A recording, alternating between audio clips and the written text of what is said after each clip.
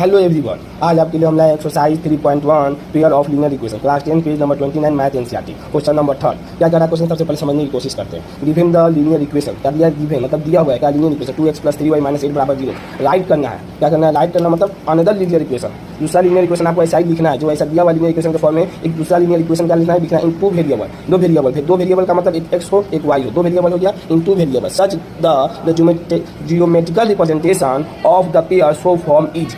Geometrical representation form हो, जैसे geometrical representation का मतलब इंटरसेक्टिंग लाइन आए, पहला क्वेश्चन का इंटरसेक्टिंग लाइन आए ज्योमेट्रिकल जो रिप्रेजेंट कर रहे हैं, तो पहला जो ऐसा ही लीनियर इक्वेशन हमको लेना है जिसे इंटरसेक्टिंग लाइन हम लाना है, और दूसरा पैरेलल लाइन लाना है, तीसरा कोइंसिडेंट लाइन लाना है। बस ये ध्यान रखना है। ये पहला तो दिया हुआ है 2x + 3y - 8 = 0, पहला हमसे इंटरसेक्टिंग लाइन, इंटरसेक्टिंग लाइन का थ्योरी क्या कहता है, पहले ये समझने का कंडीशन कहता है a1/a2 not equal to b1/b2, उसी को हम लोग कहेंगे इंटरसेक्टिंग लाइन। इसका मतलब पहला तो हमें दे दिया 2x + 3y - 8 = 0, दूसरा देखिए दोस्त ये दोनों बराबर नहीं आना चाहिए। ये हो जाए आपको पता है ये a1 है a2 है और a1 है b1 है और c1 है, ये a2 है b2 है और c2 है, आपको पता है a1/a2 not equal to b1/, यही में कंडीशन कहता है कि अगर इंटरसेक्टिंग लाइन हो तो a1/a2 not equal to b1/b2। तो a1 मानिए दूसरा हम जो इक्वेशन माने हैं जो हमें निकाला 2x + 4y - 7 = 0। देखिए हम मेरे दिमाग में ये है कि b1/b2 मतलब ये b1 और ये b2 कभी इक्वल नहीं आना चाहिए, किसके a1/a2 के, तो हमको 2x ले लिए 2/2 हो गया बराबर कर दिया पहले 3/4 देखिए 2/2 कर दिए b1/b2 3/4 देखिए ये इक्वल है नहीं इक्वल है, इसका मतलब इंटरसेक्टिंग लाइन हो गई, जो इक्वेशन नहीं है ये करेक्ट हो गया। यही मेरा क्या हो जाएगा यहाँ पे आंसर हो गया 2x + 4y - 7 = 0। दूसरा क्या करा पैरेलल लाइन,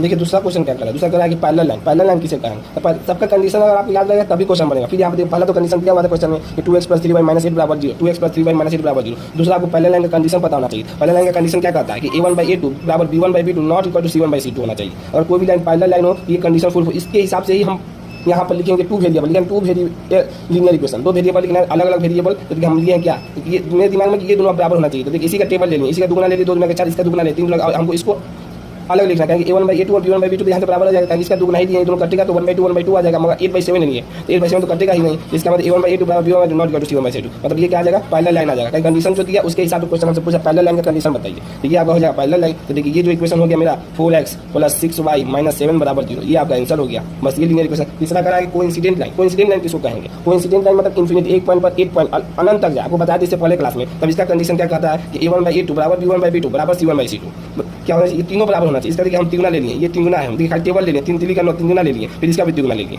3 का मल्टीप्लाई 2 4 6 तो 2/6 3/6 18/24 देखिए 1/3 आ गया। इसका मतलब कि ये क्या जो इक्वेशन है 6x + 9y - 24 = 0, यही आपका ये इक्वेशन यही। बस ये आपको कंडीशन याद रहेगा तभी ये इक्वेशन आप लिख पाइएगा। यही आपका आंसर, यही लिखने के लिए कहा था मैं given the linear equation right another linear equation two variable. कैसा लिखना है, इंटरसेक्टिंग लाइन हो, पैरेलल लाइन और कोइंसिडेंट लाइन।